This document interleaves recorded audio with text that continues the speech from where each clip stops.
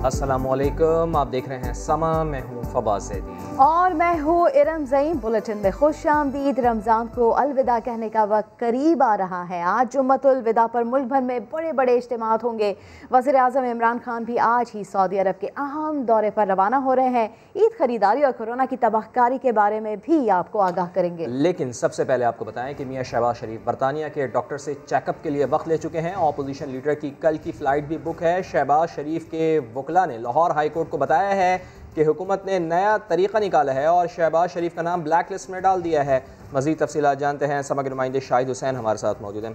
शाहिद, तफसील से बताइए क्या मौक़िफ़ अपनाया है शहबाज शरीफ के वकला ने?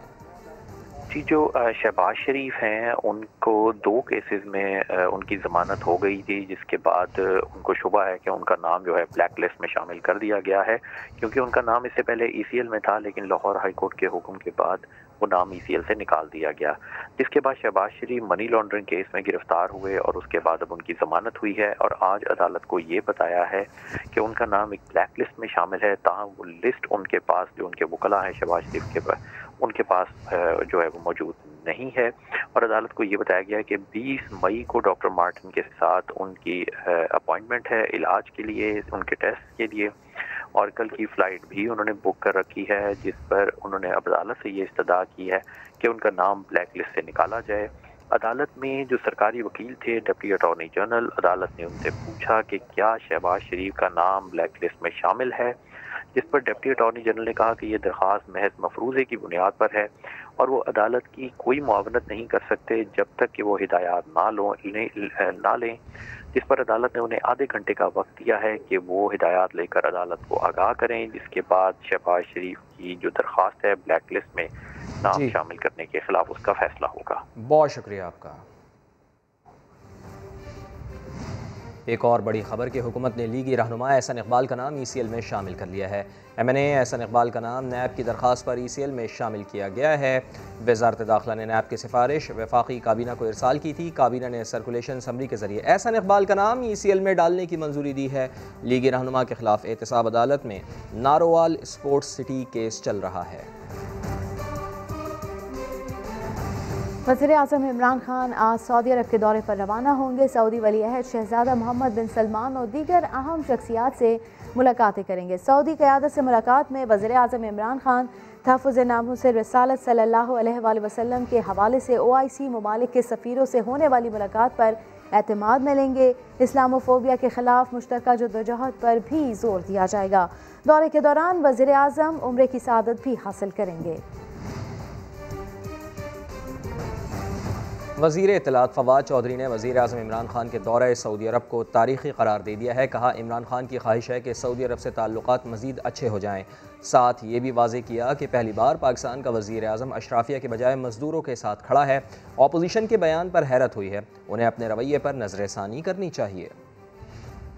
इंडिया और पाकिस्तान का जो ताल्लुक़ है वो बड़ा मजबूत और गहरा ताल्लुक़ है और इंशाअल्लाह इससे एक नई जहद जो है वो हमारे रिलेशनशिप में नज़र आएगी।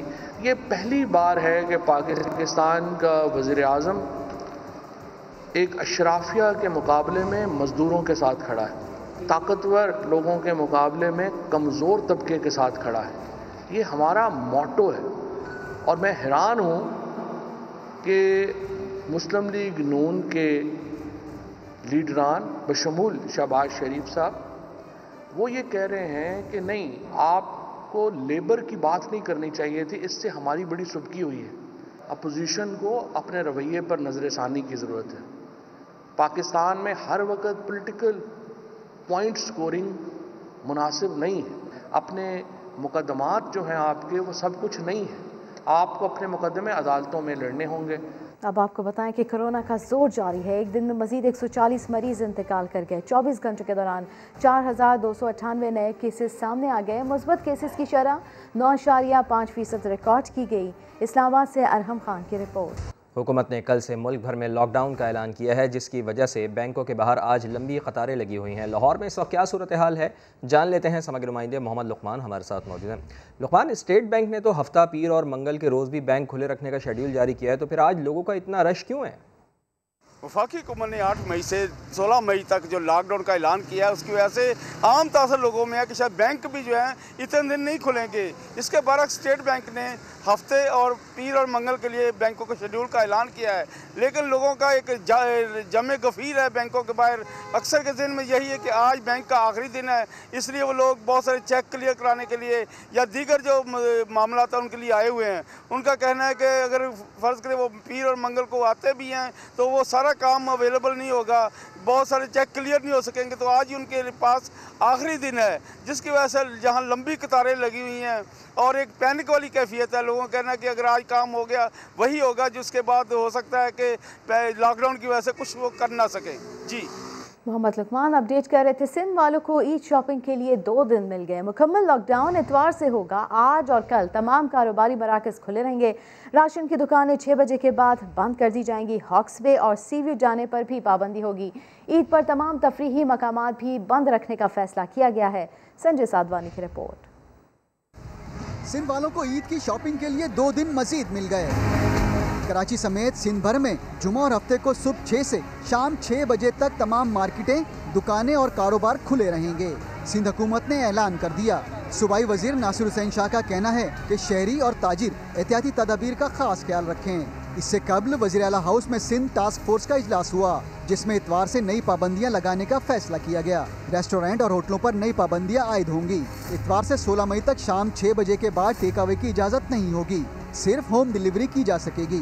ग्रोसरी दुकानों को भी शाम 6 बजे के बाद कारोबार की इजाज़त नहीं होगी, जबकि मेडिकल स्टोर, फार्मेसी को इस्तिस्ना हासिल होगा। ईद की तातीलात में सीवीओ और हॉक्सपे समेत तमाम साहिल बंद रहेंगे। केएमसी के जेर इंतजाम चिड़ियाघर, सफारी पार्क, स्पोर्ट्स कॉम्प्लेक्स और दीगर तफरीही मकामात भी बंद रहेंगे। तमाम इन छुट्टियों के दौरान वैक्सीन सेंटर 24 घंटे खुले रहेंगे, जहां वैक्सीनेशन का अमल बिला तात्तुल जारी रहेगा। संजय साधवानी, समा, कराची। अहम खबर के आर्मी चीफ ने सऊदी वली अहद शहजादा मोहम्मद बिन सलमान से मुलाकात की है। बाहमी दिलचस्पी के उमूर, इलाकाई सलामती की सूरत हाल पर तबादला ख्याल किया गया है। मज़ीद जान लेते हैं, समग्र नुमाइंदे उस्मान खान हमारे साथ मौजूद हैं। उस्मान खान, बहुत अहम मुलाकात है, क्या बताया गया इस मुलाकात से मुताल्लिक़? जी बिल्कुल, DGISPR की जानिब से बताया गया है कि chief of army staff general Qamar Javed Bajwa जो कि सऊदी अरब के दौरे पर हैं, उनकी royal prince Mohammed bin Salman bin Abdul Aziz और उसके साथ साथ नायब वज़ीर आज़म और वज़ीर दिफा खालिद बिन सलमान से भी मुलाकात हुई है। इस मुलाकात में बाहमी दिलचस्पी के अमूर, इलाकाई सलामती की सूरत हाल समेत अफगान अमन अमल में हालिया पेशरफ, दो तरफा दिफा, सलामती, इलाकाई अमन के लिए बाहमी ताउन और राब्ते पर तबादला ख्याल किया गया है। आर्मी चीफ ने कहा है कि पाकिस्तान सऊदी अरब के साथ की खुद मुख्तारी और इलाकाई सालमत के तहफ़्फ़ुज़ और दोनों जो साजिश हैं उसके दिफा के लिए अपने अज़म पर कायम है। वली अहद ने कहा कि इलाकाई अमन इस्तेहकाम के लिए पाकिस्तान के किरदार को तस्लीम करते हैं। उनकी जानिब से ये भी कहा गया कि सऊदी अरब और पाकिस्तान के माबैन ताल्लुकात अख़ुव्वत और बाहमी एतमाद के ताल्लुकात पर मबनी है और दोनों कौमें उम्मत मुस्लिमा के अमन, इस्तेहकाम और बेहतरी के लिए जो है वो मिलकर काम करेंगी। साथ ही साथ ये भी कहा गया है कि अख़ुव्वत, अमन, इस्तेहकाम, बेहतरी के लिए किरदार अदा करती रहेंगी। ये इंतहाई अहम मुलाकात थी और इसके साथ साथ आर्मी चीफ के दौरे सऊदी अरब के दौरान जो मुलाकात है खालिद बिन सलमान से, जो कि डिप्टी डिफेंस मिनिस्टर में सऊदी अरब के, उसमें उनका ये कहना था कि जनरल कमर जावेद बाजवा जो है वो मेरे भाई हैं और इस मुलाकात में दोनों ममालिक के दरमियान दिफाई ताल्लुकात के अलावा खित्ते के अमन और इस्तेहकाम के लिए दोनों ममालिक ने अज़म का इआदा किया है। बिल्कुल, खित्ते के अमन और इस्तेहकाम के लिए दोनों ममालिक की जानिब से अज़म का इआदा किया गया है। बहुत अहम मुलाकात है। मौजूदा हालात में आर्मी चीफ ने सऊदी वली अहद शहजादा मोहम्मद बिन सलमान से मुलाकात की है। बाहमी दिलचस्पी के उमूर, इलाकाई सलामती की सूरत हाल पर तबादला ख्याल किया गया है इस अहम तरीन मुलाकात में। परदेसियों को अपनों के साथ ईद मनाने के लिए घर जाने की जल्दी, ऐसे में एहतियाती तदाबीर नज़रअंदाज की जा रही हैं। ना टेम्परेचर चेक हो रहा है, ना कोई मास्क की पाबंदी देखने वाला है। इंतजामिया SOPs की खिलाफ वर्जी पर भारी जुर्मानों का दावा कर रही है। रावलपिंडी से उमर आसिफ की रिपोर्ट। ईद मनाने के लिए घरों को जाने की दौड़ यकसर बेहतियाती के साथ गोया कोरोना डगर पर सफर हो रहा है।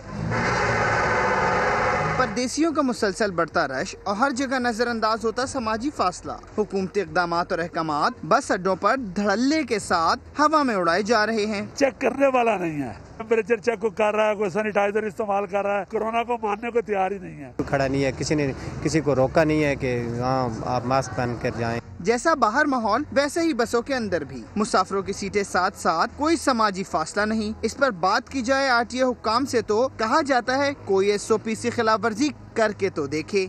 वो अमल दरामद ना वो गाड़ियाँ बंद कर देते हैं या जुर्माना मौके पे सेक्रेटरी साहब होते हैं। तकरीबन इस हफ्ते में हमने 1 लाख से 1.5 लाख रुपया जुर्माना किया है। इंतजामिया हो या मुसाफिर या ट्रांसपोर्टर, सभी जान लें बेहतियाती यूं ही चलती रही तो फिर वबा के सामने किसी की नहीं चलेगी। अपनी ही नहीं, प्यारों की जिंदगियां भी दांव पर लग सकती हैं। कैमरामैन जुल्फिकार अली के साथ उमर आसिफ, समा, रावलपिंडी।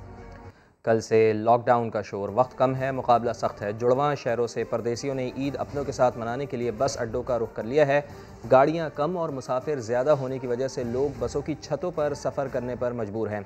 कोरोना SOPs का भी कोई ख्याल नहीं रखा जा रहा। ताज़ा तरीन सूरत हाल जानते हैं। फैज़ाबाद बस अड्डे पर मौजूद हैं समग्र नुमाइंदे सदाकत अली।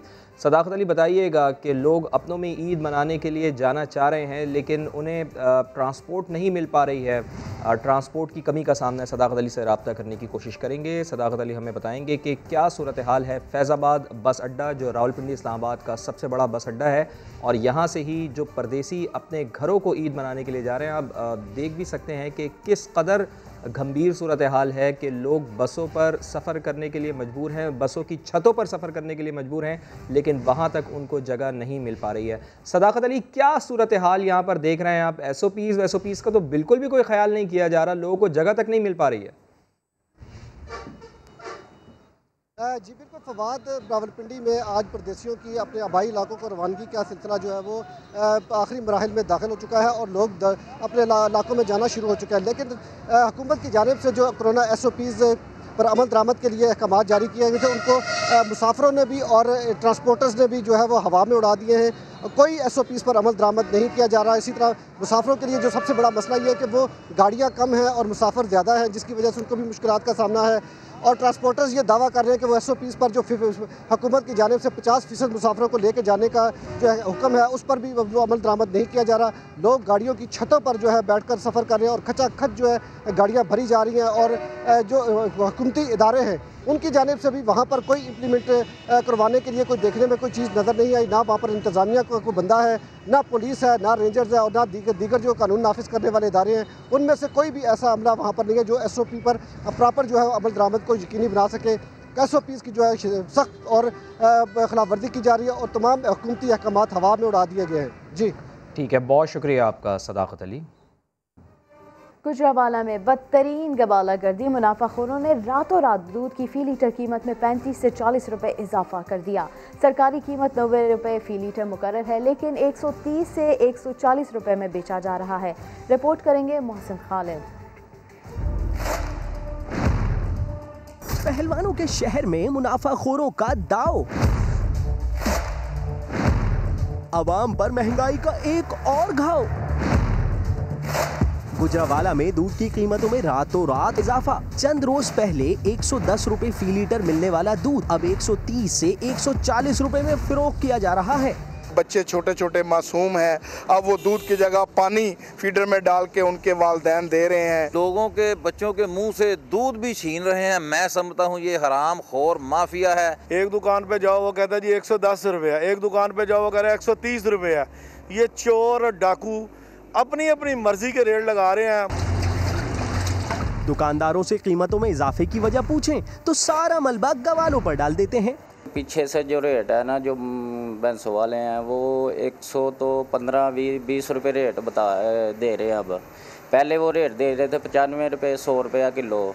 हमने बड़ी कोशिश की है, 1 महीना तक उनसे लड़ते रहे हैं कि रमज़ान निकाल लो तो ना रेट पर बढ़ाओ।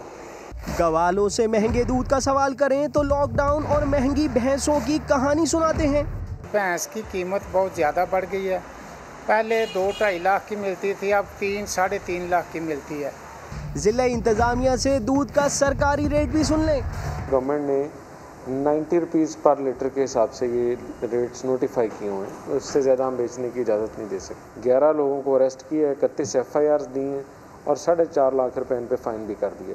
अब तक 4.5 लाख रुपए जुर्माने किए जाने के बावजूद मुनाफाखोरों के होश ठिकाने नहीं आए। कैमरामैन शबीर हुसैन के साथ मोहसिन खालिद, समा, गुजरावाला। पेशावर में पनीर की फ़ी किलो कीमत में 180 रुपये तक का इजाफा हो गया है। बाबरकत महीने में मुनाफाखोरी कौन कर रहा है, जानते हैं अब्दुर्रहमान की रिपोर्ट में।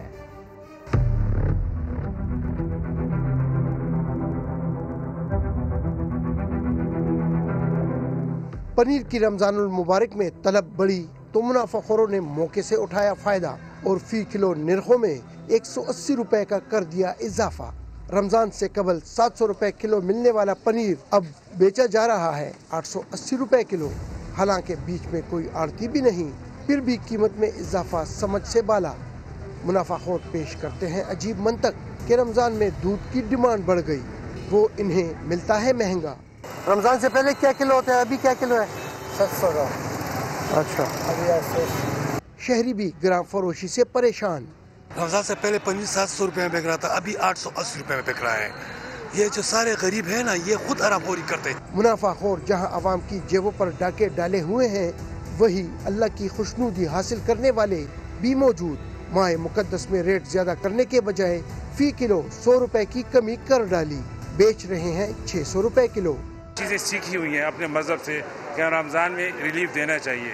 पूरे साल तो कमाते हैं, तो इस बार ज़ख़ीरा अंदोज़ी अगर हो रही है, यार महंगाई हो रही है, सारी आवाम परेशान है। मुनाफाखोरी के नासूर से मुबारक महीना शहरियों के लिए एक बड़ी आजमाइश बनकर रह गया है। कैमरामैन असद अली के साथ अब्दुर्रहमान। अंकल, आपको पता है नबी करीम सल्लल्लाहु अलैहि वसल्लम ने फरमाया, हराम खाने वाले की नमाज और इबादत कबूल नहीं होती। रमज़ान अल मुबारक के आखिरी अशरे में भी फलों के दाम कम होने के बजाय मज़ीद बढ़ते जा रहे हैं। दुकानदारों का वही घिसा पिटा बहाना, माल मंडी से महंगा मिलता है। मुनाफाखोरों को लगाम देने के लिए ताजिर तंजीमों का भी हौसला अफजा किरदार नज़र नहीं आता। इस्लामाबाद से वहाब कामरान रिपोर्ट करेंगे।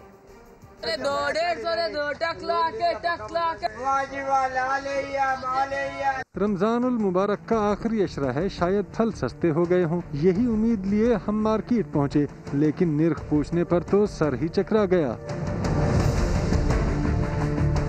केला, सेब, स्ट्रॉबेरी और आड़ू की है ऊंची उड़ान। दुकानदारों की समा का माइक देखकर झूठ बोलने की पॉलिसी भी बरकरार। केले का मंडी का भी रेट बता दो और आप किस भाव बेच रहे हो वो भी बता दो। 150 रुपए की दर्जन। एहसास हुआ कि रेट कम बता दिए तो फौरी बयान बदल लिया। मंडी का 240 है, 250 रुपए दर्जन। सेब का क्या रेट है, मंडी का भी इधर का भी?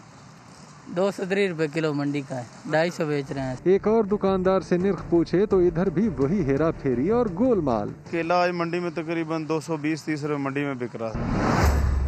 नाजायज मुनाफाखोरों से खुद ताजिर बिरादरी भी तंग। साथ ही ये भी कह दिया कि ताजिरों की मदद के बगैर महंगाई रोकना भला कहाँ मुमकिन। किसी भी तरह का नाजायज मुनाफाखोर जखीरा अंदोज वो हमारी सफ़ों में से नहीं है। कीमतों के तयन करने का इदारा अलग हो जिसमें ताजिर नुमाइंदे शामिल हों। महंगाई को ब्रेक लगने में बड़ी रुकावट है दुकानदारों का लालच और झूठ। जिससे पूछो उसके अपने ही दाम। रमजान के आखिरी अशरे में भी नाजायज मुनाफाखोरी जोरों पर है। कैमरामैन मोहम्मद नवाज के साथ वहाब कामरान, समा, इस्लामाबाद। पिंडी भटिया में गंदम जखीरा करने वालों के खिलाफ कार्रवाई के दौरान 1,90,000 बोरियां पकड़ी गई हैं, जिनकी मालियत 40 करोड़ रुपए से भी जायद है। पिंडी भटिया में असिस्टेंट कमिश्नर वासिक अब्बास ने क्रैकडाउन के दौरान राइस मिल्स के गोदामों में छुपाई गई गंदम की 1,90,000 बोरियां बरामद की हैं। असिस्टेंट कमिश्नर ने तमाम गोदामों को सील कर दिया है। बरामद की जाने वाली गंदम महकमा पास्को के हवाले की जाएगी। रसूलुल्लाह सल्लल्लाहु अलैहि वसल्लम ने फरमाया, हराम खाने वालों की नमाज और इबादत कबूल नहीं होती। वज़ीर आज़म इमरान खान से फिरदौस आशिकाबान की मुलाकात की अंदरूनी कहानी सामने आ गई। मुलाकात में सियालकोट बाजार में पेश आने वाले वाक़े पर बात हुई। वज़ीर आज़म गफलत बरतने वाले अफसरान के खिलाफ एक्शन ले। लाहौर से मोहसिन बिलाल की रिपोर्ट।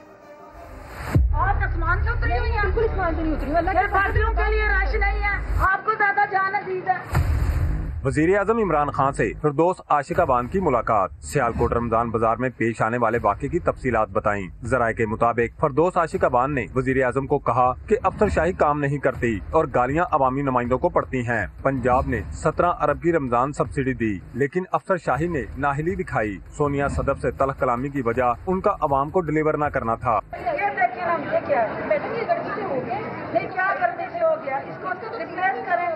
रिप्लेस करें, नीचे रिप्लेस करें। वजीर आजम इमरान खान का कहना था अवामी मुफाद और रिलीफ तरजीह है। कोताही या गफलत का मुजाहरा करने वाले अफसरान को फिक्स करने की भी हदायत की। मोहसिन बिलाल, समा, लाहौर। आपकी हरकतें ही नहीं है ऐसी वाली, जिस आपको लगाया उससे पूछते हैं, तरीकाकारी नहीं है तुम्हारा। ईद पर मेहंदी लगाना पुरानी रवायत, लेकिन ख़वातीन को डिज़ाइन हर बार नया चाहिए। तभी तो कोरोना के बावजूद भी इस साल खुसूसी एहतमाम किया जा रहा है। डिज़ाइन कौन कौन से ट्रेंड कर रहे हैं, बता रही हैं इस्लामाबाद से अरहम खान। किसी की हथेली पर मोहब्बत की बल खाती बेल, तो किसी की उंगलियों और कलाइयों पर रचते सकाफत के रंग। कोरोना दौर में भी ईद के रंग फीके नहीं पड़ने देंगे। इस्लामाबाद की कुड़ियाँ हाथों पर मेहंदी के नए और दिलकश डिजाइन सजाए बैठी हैं।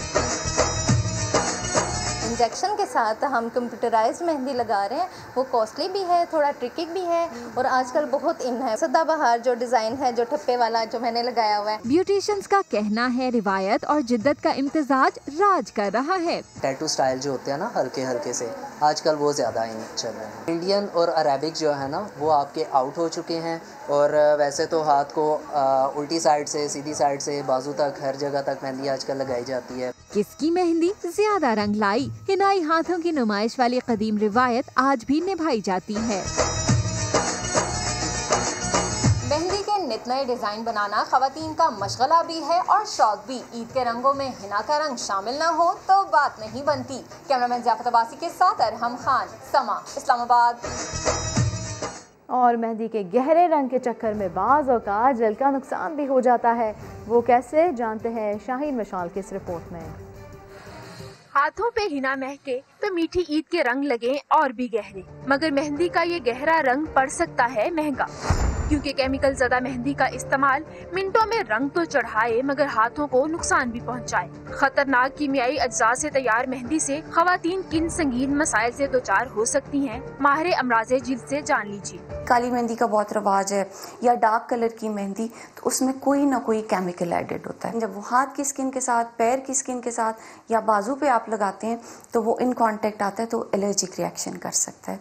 उसमें इचिंग हो सकती है, रेडनेस हो सकती है, पेनफुल ब्लिस्टर्स बन सकते हैं, छाले बन सकते हैं। गैर मयारी मेहंदी लगवाने पर तकलीफदेह सूरत हाल से दोचार होने वाली खवातीन दूसरों को एहतियात का मशवरा देती हैं। तो एक दफ़ा एक सैलून से मैंने मेहंदी लगवाई तो बहुत जल्दी कलर आ गया। उसके बाद क्या हुआ कि मेरे हाथों पे जलन होना शुरू हो गई, हाथों पे रेडनेस आ गई, यहाँ तक कि मेरा मांस स्वेल हो गया, फटना शुरू हो गया, छाले बन गए। असली मेहंदी की पहचान कैसे हो, ये अहम बात भी ब्यूटिशियन से जान लीजिए। लेकिन जो फ़ौरन से कलर लाती है वो मेहंदी अच्छी नहीं होती। जब आपने मेहंदी लेनी है तो आपको देखना चाहिए कि वो ग्रीन कलर की हो, रेडिश ना हो। जब वो रेडिश होगी तो उसमें जो आर्टिफिशियल चीज़ें ऐड होंगी और वो बड़ा आपके हाथों को नुकसान दे सकती हैं। सहेलियों और हमजोरियों का एक दूसरे को मेहंदी लगाना ईद की अहम रवायत है और ये रवायत अब घरों से निकलकर ब्यूटी पार्लर्स तक पहुंच गई है।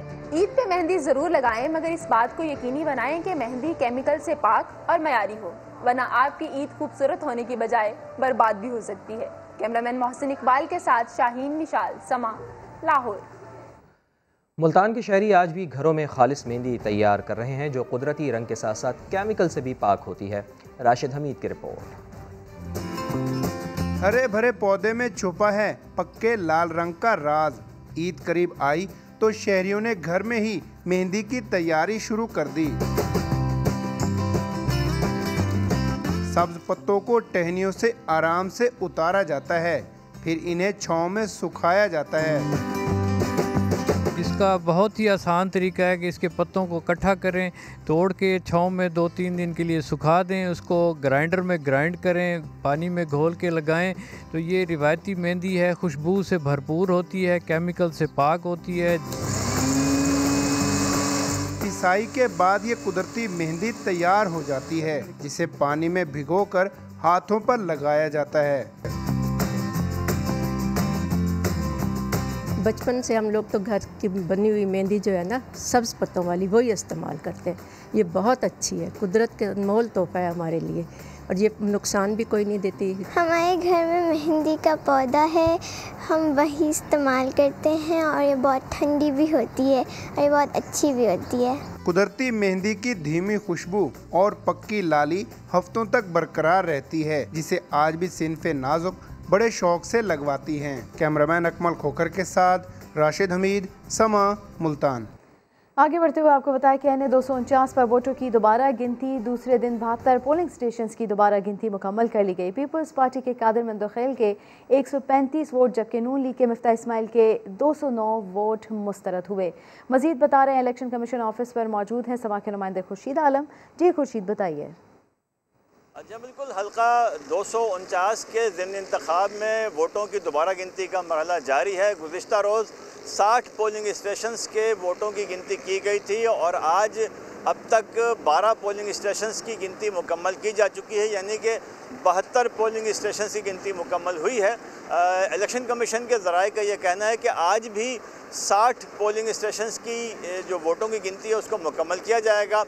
आज की गिनती के बाद जो सूरत हाल हमारे सामने आई है उसके मुताबिक पीपल्स पार्टी के अब्दुल कादिर मंदोखेल के 135 वोट मुस्तरद करार पाए हैं।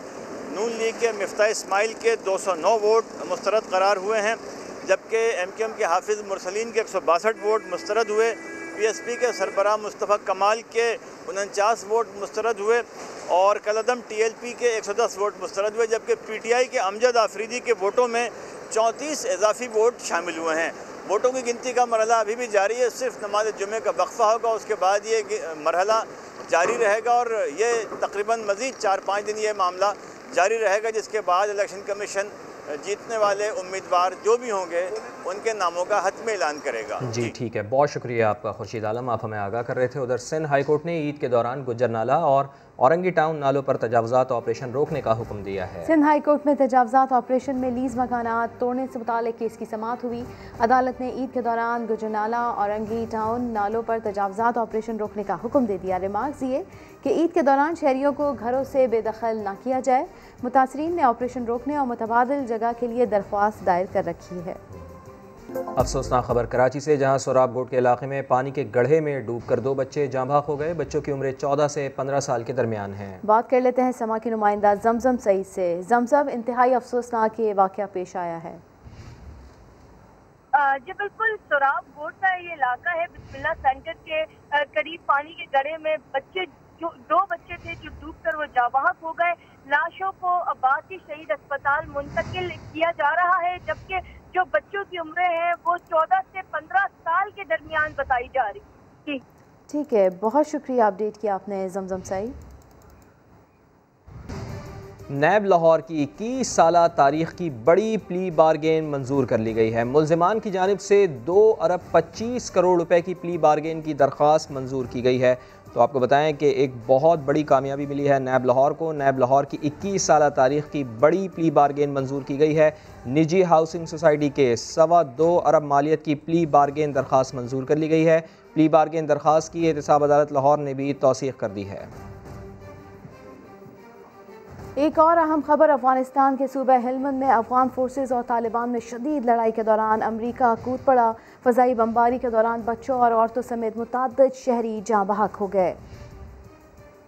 शौहर का एक्सीडेंट हुआ तो हालात ख़राब हो गए, लेकिन किसी के आगे हाथ नहीं फैलाया। 11 साल से लाहौर के टाउनशिप मॉडल बाजार में कपड़ों की सिलाई करके 3 बच्चों की कफालत करने वाली बाहिम्मत खातून खालदा इमरान से मिलवा रहे हैं मोहम्मद कुर्बान।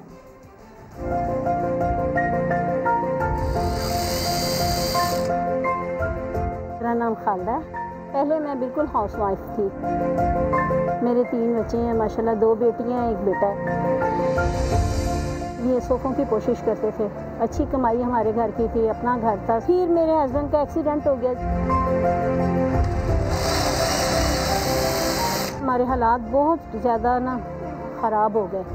उनके ऑपरेशन में भी मुझे पैसों की ज़रूरत थी। मेरे पास मोमबत्तियों के सांचे थे, मैंने उसमें मोमबत्तियाँ बनाई। मैंने सड़कों पे जाके दुकानों पे सेल की। कुछ लोगों ने ले लेनी, जब किसी ने नहीं लेनी सारा दिन मैं रोते घर आ जाया करती थी। मैंने कभी अपने बहन भाइयों की जाके आगे हाथ नहीं फैलाया। हमने हिम्मत की, यहाँ पे मैंने ये दुकान ली। जो सिलाई भी आती थी मैंने सिलाई की। मेरे आंसू नहीं थमते उस वक्त को याद करके। वो मैंने बड़ा मुश्किल वक्त गुजारा। सिलाई में ये है कि चलो मेहनत करनी पड़ती है, लेकिन ये है कि पैसा डालना नहीं पड़ता। कोई 350 दे देता है, कोई 300 दे देता है, कोई 500 दे देता है। हाथ फैलाने से बेहतर है कि मेहनत मजदूरी करके कमाई कर ली जाए।